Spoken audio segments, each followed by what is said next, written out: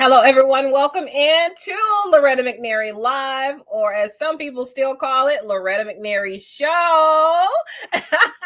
I love that. That's part of my theme song. So today, I like to jump right in. I don't like to lose a lot of time reading her bio, but this is so beautiful. I'm going to read more than I normally do for Yahnnica Tate. She's an ambitious and driven professional. She has an extensive experience and proven success with managing publicity, marketing, and social media campaigns. Listen to this, in both agency and in-house settings. That's what you all need to stick and stay at. She has all this experience. She is an alumni of Hampton University. She has a BA in strategic communications and a minor in psychology. I love that.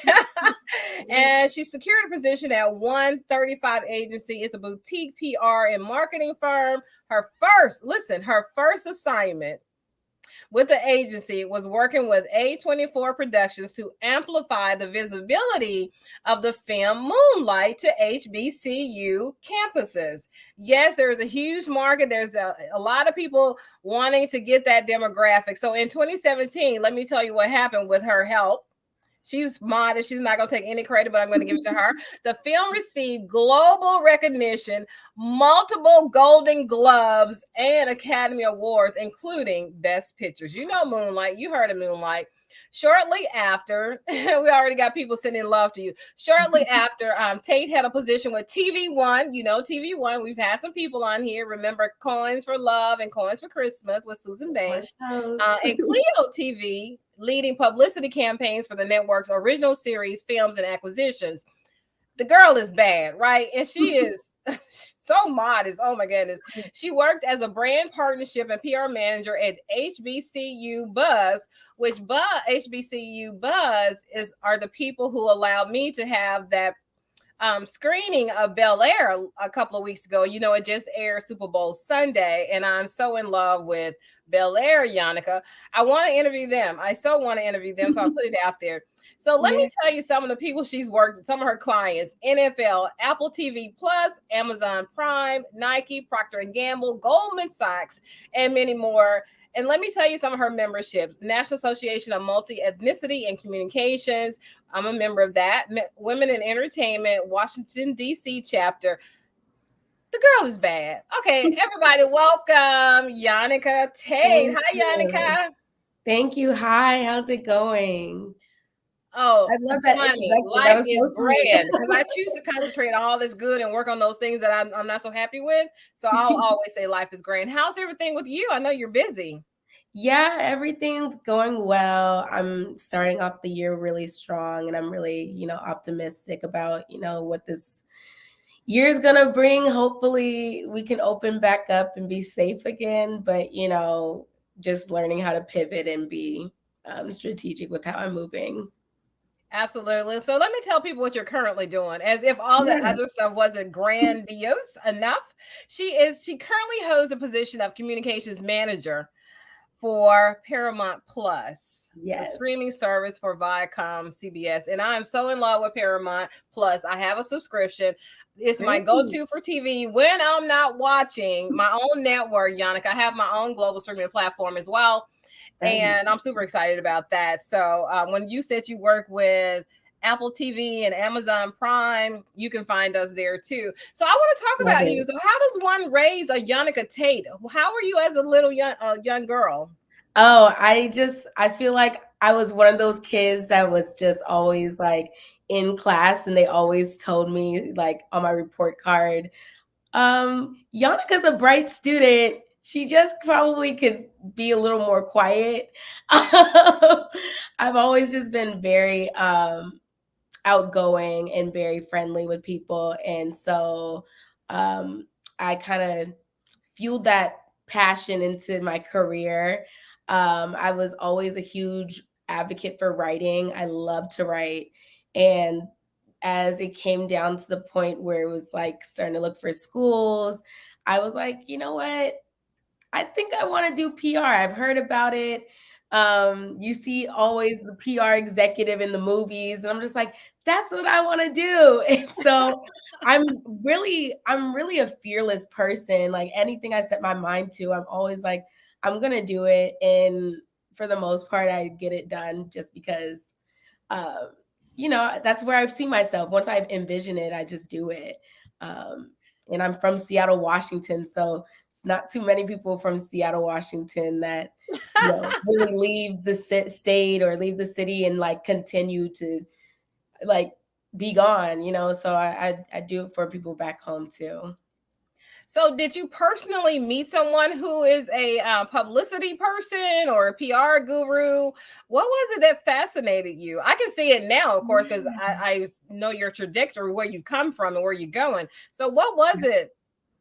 I don't think it was a specific person that was a publicist that introduced me to PR, but I know in 7th grade I had a creative writing teacher, and her name was Miss Naganawa, and she actually introduced me to the world of communications. I didn't I grew up in a school where I was predominantly, the other side, and I was basically the only Black girl in class. And there was this one teacher that really took a liking to me and saw a special skill in me, and that was very rare for me. For teachers to actually feel invested into a craft that I had and a special talent. So she was like, I really think that communications is a field that you should consider going into. And it's like, as soon as she told me that in 7th grade, all you saw me in like high school doing was looking up the best communication schools. Then it went to the best communication schools at HBCUs. And so, I think having that type of influence definitely impacted my career choice. I know it's so amazing that straight out of school, you land this job with a top agency and you have responsibilities like somebody who's been doing this for a long time. How did you prepare for such a great move, your first career and your first job out of college? Oh, I mean, I just took a lot of risks, and it kind of gets scary when you graduate from school because you never know where you're going to land. Like, a lot of people make different career moves. Like, it's not some people might go down a completely different career path. For me, I was like, I know I want to do public relations, and I know specifically I want to do entertainment. I don't know how I'm about to get into that. So it just kind of I took that leap and was fearless and reached out to the right people who saw my experience and gave me a shot. And, that's kind of where my 135th Street Agency family came in and was like, we'll give you a try. We'll let you work with us and see how you do.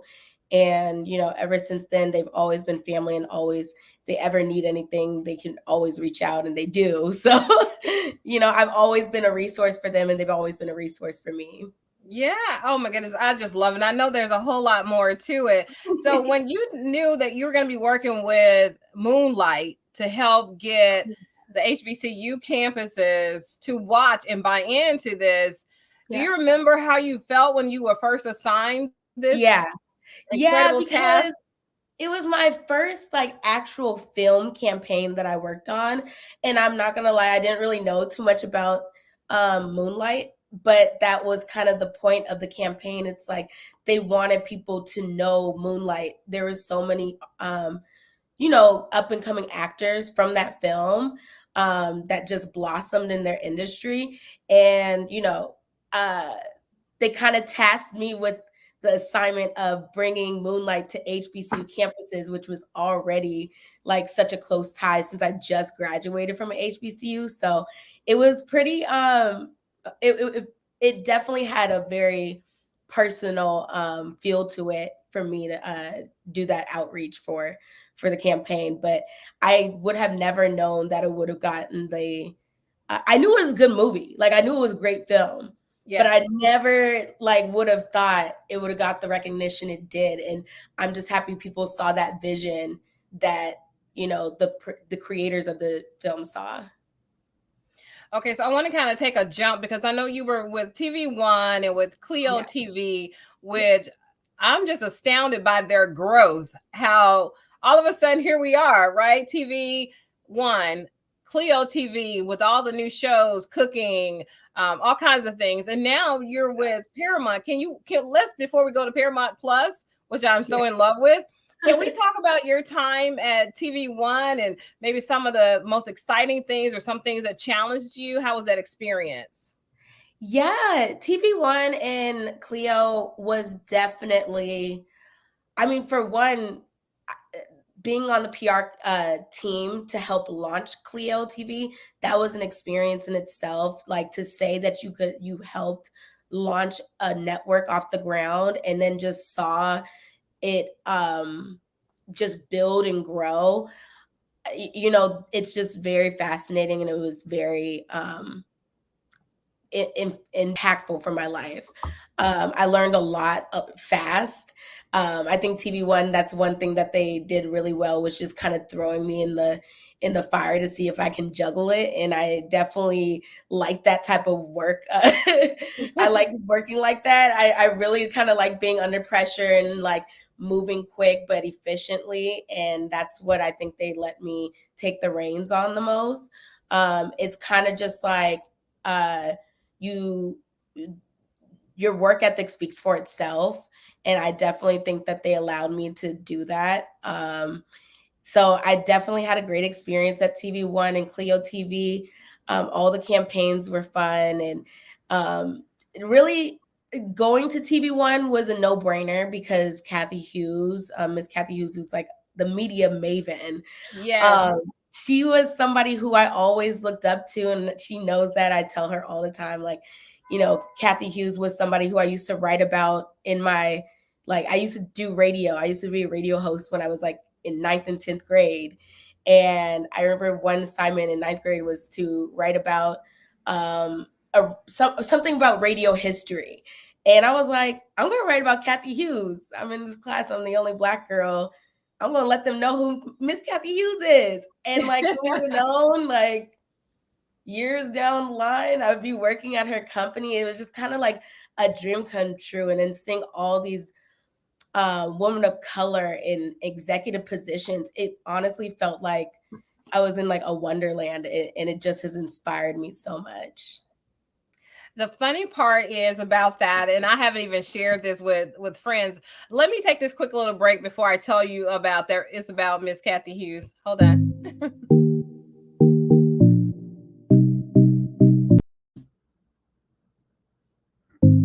Technical difficulties. Here we go.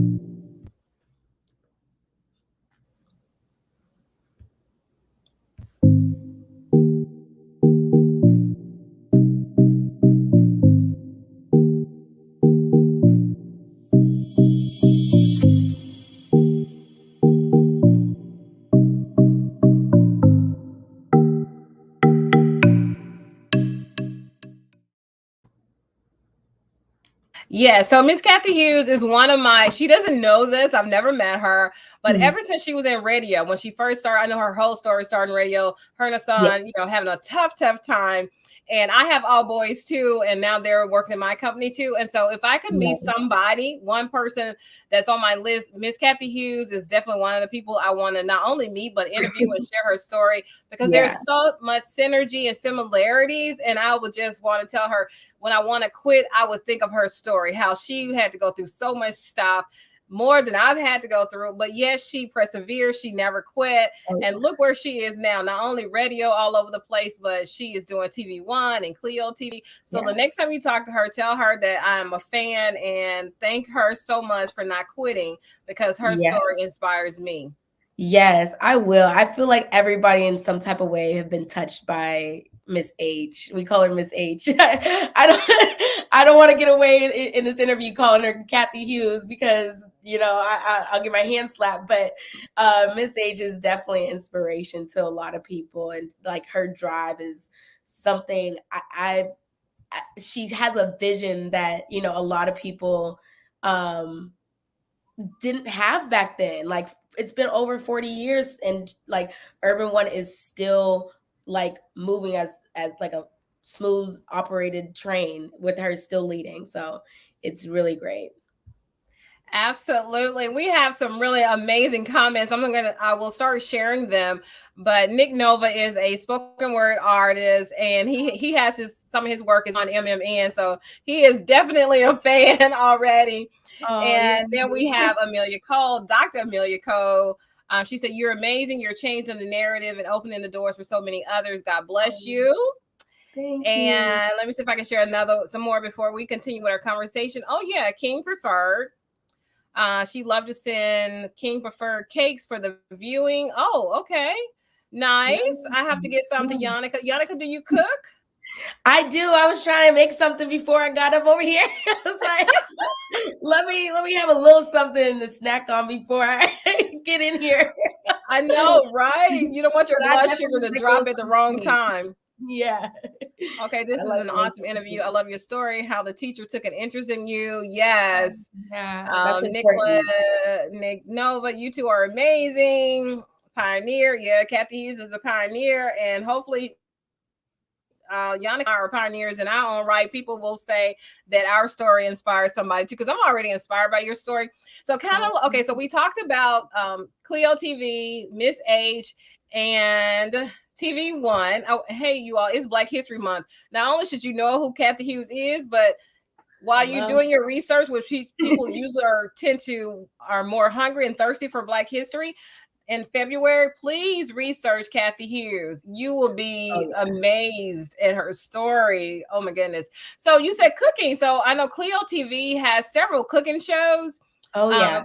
One of the guys on there, I remember doing his pilot years ago. He's super famous now. Oh my goodness. Chef Jannard. Yes, Jannard. Yes, we love Jannard. When he was first getting started. And let me tell you, his wife is always, she was there then, she's there now. His mom, his sister, they're all very supportive. And he has grown. Let me tell you, he was already a force. This had to be 12 years ago, maybe 10. And he's even more of a force now. I'm super proud of his success. So you say you cook. Have you ever thought about your own show, whether it was cooking or... I don't know. Ooh, I don't know if I'll get to that point, but I'm not I'm not afraid to try a little TikTok cooking series or something. Maybe start a little small. I'm not on Chef Jannard or Chef JJ's level yet, but I definitely wouldn't mind sharing a few tips on how I do things in the kitchen. But I'd give it a try. Okay, let me ask you this question. I got another question. So for someone who's just starting out with a communications degree, what would you recommend to them to get in the business? They've never been in the business before, but they also have a cinematography degree. Communications Well, I think just making your presence known, whatever you want to do, you have to just reach out to people, like network. LinkedIn is such a great resource to have, but also like one thing I did, and people are probably going to look at me like, huh, girl, but I volunteered a lot. I did a lot of things for free and just asked people like, hey, can I help here? Or I saw opportunities. Like I remember I was in college and I saw a nonprofit that didn't probably have the funds to have a publicist, but I saw an opportunity to give them some recognition and visibility because they were doing great things in the community. They just needed that, strategy. And I was like, I need a credit. I need a college credit. So, you just reach out to people and see, you look for things, like things aren't going to fall in your lap. They never do. Like getting into entertainment is not something you just like hope meeting somebody will, give it to you. You got to actually put yourself out there, and people appreciate that you want to help. Absolutely. I tell people that all the time, especially in this industry, you have to volunteer first. Very few people people look at where they are now and assuming they always got paid to do what they're doing. But if you really want to expedite that career move into where you want to be, start volunteering on sets. Go to films. You may hear about a film and you not want to be an actor or actress. Even if you do, go volunteer first. So this leads to my next question. What would you say for a talent who wants to get booked on other shows on a national level? What should they do to get booked on a national level? Should they hire a publicist or try to do it on their own? And if so, what should they do? I would never recommend anybody hiring a publicist until you know what your story is and until you feel like you developed a few credits under your belt, definitely look in hiring a manager or agent first, because what they have a specialty in is developing the story for you and putting you out there. But of course, like that sometimes costs money. So there are certain things that you can get involved in, like there's the Pan African Film Festival in LA, there's ABFF in Miami. Like, get involved in those things. They have table readings and stuff at some of these festivals. I'm just naming a few options, but those things are free to get into, and even volunteering. But a quick Google search does not hurt. And sometimes those casting calls is not just enough. Like, you want people to see you, like, oh, I remember her from PAF from last year, or and she's back this year, or even like, I don't know, TCA. TCA has a whole bunch of networks there, but they're always looking for people to help the organization, to volunteer, check people in. Like, you gotta make sure people can see your face. Like, people gotta recognize your face. Yeah. And one thing I don't want people to feel like that makes them less than, because they have this big idea or dream. And now you say check in people to a film festival. But you know what? The talent that you want to meet you can check them in. The directors have to check in. The producers are checking in. People with funding have to check into these film festivals. So don't, what they say, there are no small jobs or small parts, there are only small-minded people. So please, that's great advice, to go and work, because that's the way you can meet more people at once, instead of going to one little networking and hopefully meeting somebody. But at a film festival, at an audition, or just volunteering to work at a TV station or a network or a radio station, I've heard countless people who are super successful now, that's how they started. When I first launched my speaking company, I had one free workshop, and I still, to this day, and that was maybe 15 years ago, I still get residual referrals from that very first one I did for free. So it's nothing wrong with free, because it's never free, because you're getting paid some way. It'll pay off. Sometimes things are not automatic. Like, you're not automatically going to get paid for it. Like, what you see on social, like all the glitz and the glamour, there's a lot of like getting your feet dirty a little bit. And the beauty of right now is literally almost everything is virtual. So you can stretch yourself. You can be in literally Nebraska at this point and want to be an actor. There is really no excuse. You can find something to do virtually at this point. Yes, definitely. So do you recommend people just depending totally on their social media, like their TikTok or their Instagram feed, to get seen, and hopefully, praying one day, Miss Hughes or Oprah or Tyler Perry will see them, or Viacom? Do you think that's great advice? Or, I don't want them to put all their eggs in one basket. I think it's very valuable and it helps, but I think they should be doing something else as well. But what's your opinion on that?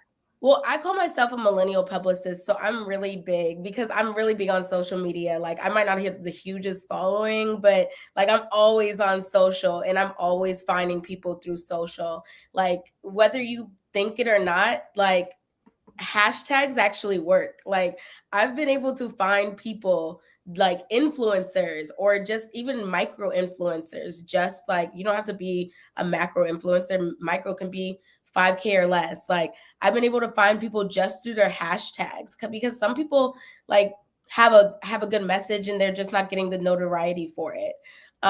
So you can always use your social platform. I think that's definitely a great way to optimize your visibility. Oh, this is a great question, because I'm really torn with the whole Clubhouse thing. I have my personal opinion I won't share right now, but she wants to know, what recommendations would you give to the thousands of entrepreneurs looking for a PR on Clubhouse? Yeah. Oh my gosh. I was on Clubhouse a lot too. So it was really interesting to jump in some of those rooms and Actually talk to some of my PR friends too, because I think like sometimes PR can get misconstrued and as far as like what people are looking for, like what their goal is.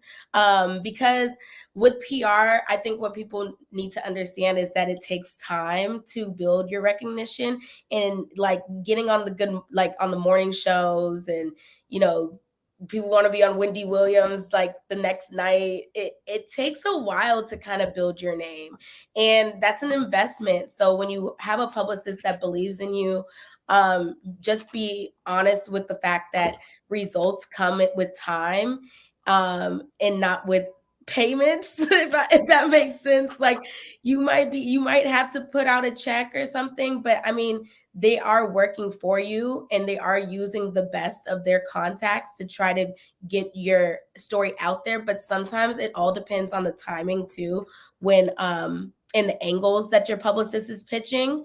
But also with the angles that we're pitching, it depends on what your story is again. So like for example, I remember we did a campaign for Just Eats with Chef JJ at Clio TV, and we were trying to get him some press. And I remember one day Forbes was like, "Oh, we'd love to do a story on Chef JJ," and we're like, "Really? Okay, great.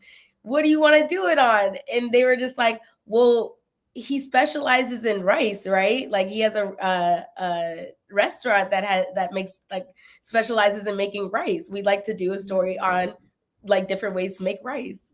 And we were like, "Okay."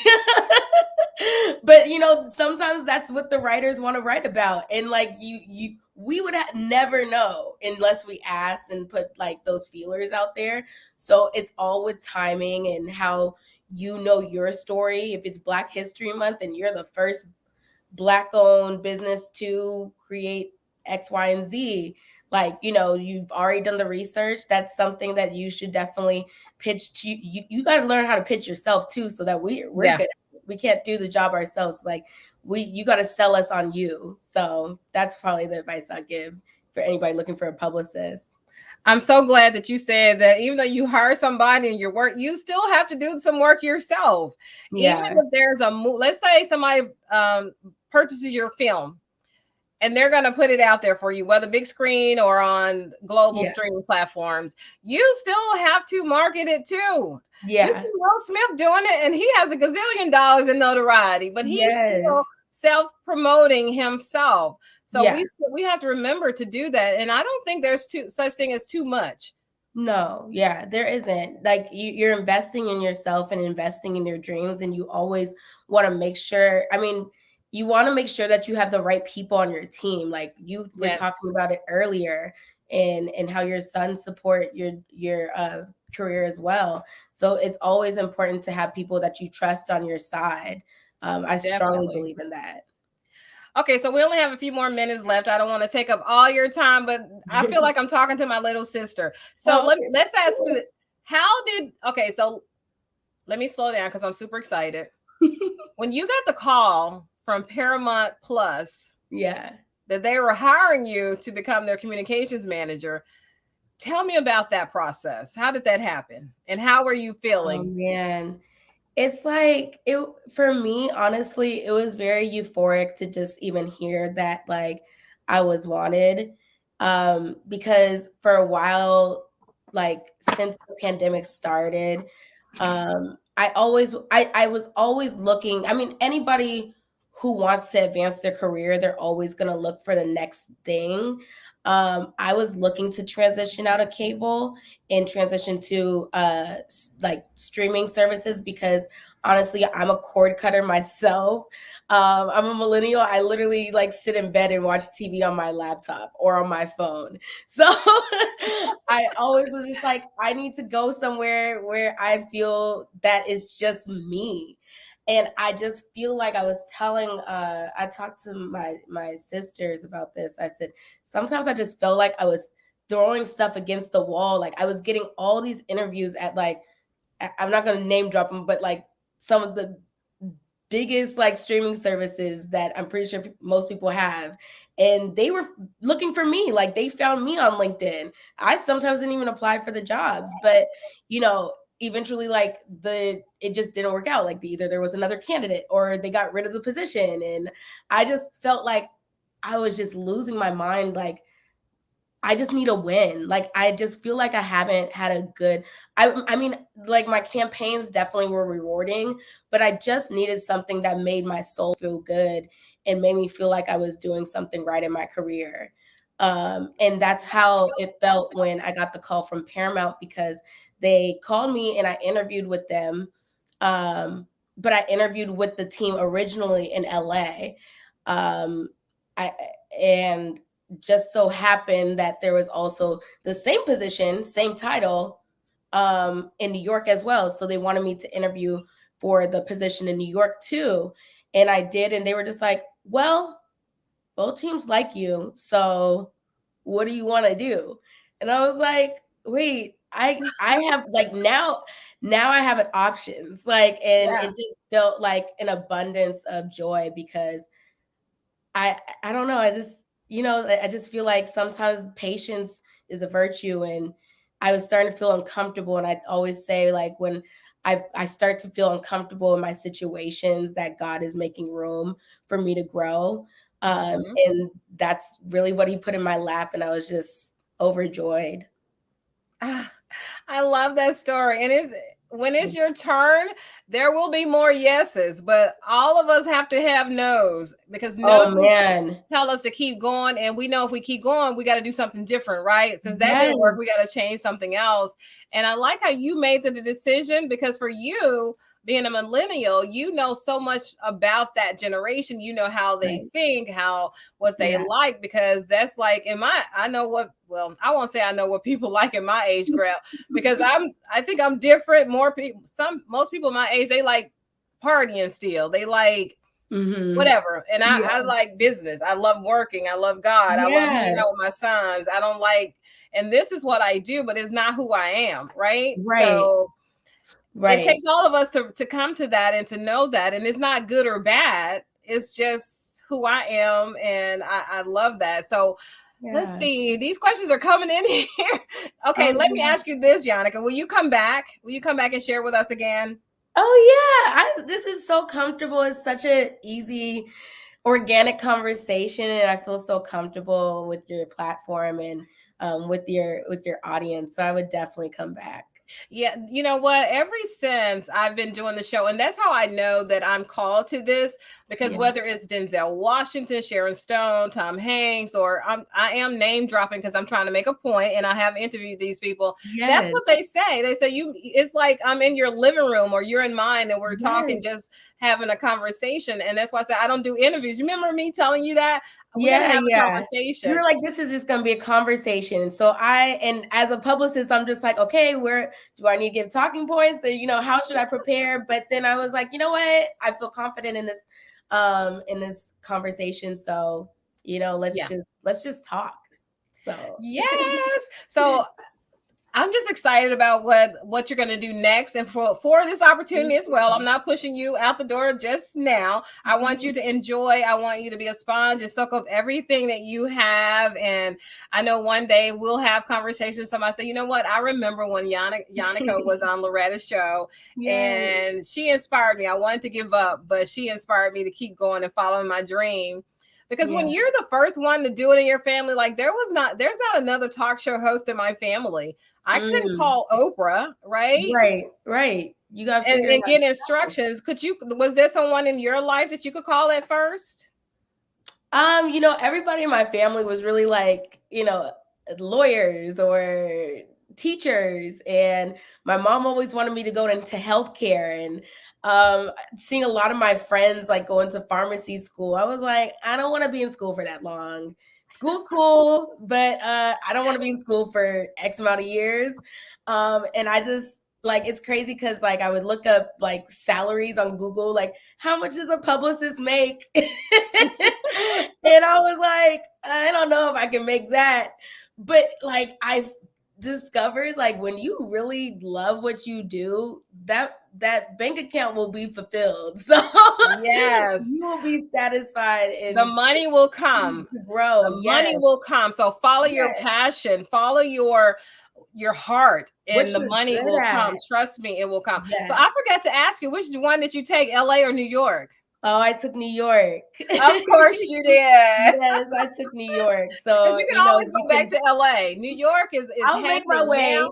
Yeah, I'm gonna make my way to LA soon. But New York, I feel like if you can survive in New York, you can survive anywhere, like they say. So Absolutely. yeah, Yeah. yeah.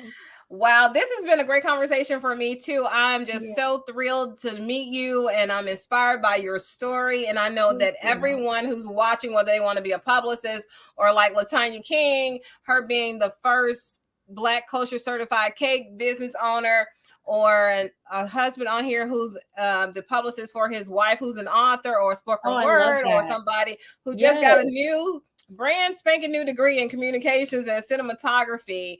You Wow. have shared a lot with us, and we are more wise because of it. So thank you. Oh, thank you. No, it's like a pleasure to sit and talk to people like about stuff like this, because I feel like everybody has a passion and a dream and something that they're good at. Yeah. And it's kind of hard to figure out what it is. I kind of got lucky to figure it out early, but that doesn't mean like, it's ever too late for somebody else to like Yes. learn Now, to see, I pivot. love that you said that. So true. Yes, Because I that's don't think it's too my early or too late. right. That's what I Yeah. tell people all the time. And like my word in this chapter of my life has been pivot. So whether that's pivoting out of a relationship or pivoting, into a different career field, right now is the time to do it, because you only got one life. So just do That's for something that sure. you're happy with. Right. And pivot is my word too, because I was like, I'm on TV. Everybody's like, you need to go on social media, Loretta. Take your show on Facebook Live. This is before they were even letting everybody do it. And you Yeah. need to be, I'm like, no, honey, I'm TV. I'm not doing that, right? TV is Hello. king. And Yes. then here comes the pandemic and COVID and everything shut down. So the last 2 years I've been doing my interviews online. And let me Mhm. tell you, it has been so gratifying and so Yeah. rewarding. It has expanded my territory. I have people from all over the world literally that send me emails and I messages love that they that. watch and they love it. And even with Yeah. MMN, we're in 18 countries already, just launched I in love July. it. Ooh, So yay. please, like, yeah, she said, it's never too late. I don't care if you're 80, 90, or 100. It's Yeah. never too late to start that business, write that book, write the play, or travel, or go in the job market, or get out the job Right. market. So Yahnnica, you are a shining Yeah. star. Thank And I you. know, honey, we're gonna need sunglasses the next time you come on, because your future is totally bright, as Oprah would say. Yes, Thank yes, you. Oh, yes. you guys are like making me feel so good. I'm just like, wait, I never get this type of like shine, and I'm just kind of, I'm usually on the background giving people their own shine. So you guys are making me feel so comfortable and welcome and loved, and that's what I'm trying to project as well. So I really appreciate that. Oh, you're so sweet. I'm just so happy that I reached out and that you were open to all of this. I only know there's a lot of synergies, and we'll work together at some Oh point, and yeah, definitely we'll have you back on the show and probably get you to Memphis for a master class. I So would love that. yes, the sky is Overdue. not even the limit. There's a beyond the sky. So thank Yes. you for your time. Thank all of you all for watching, no matter where you're watching, whether it's live or in the afterplay or on the network, on the app. Thank you all so much. We cannot do this without you. Thank Yahnnica. You all look for her name and credits and everything. Follow her. I look forward to her doing her cooking show on TikTok and Instagram, and probably elsewhere. But Yeah, until we'll see then, where think this life positive, goes. dream big dreams, help someone do the same, and we'll see you all very soon. Bye bye, everybody. Thank you.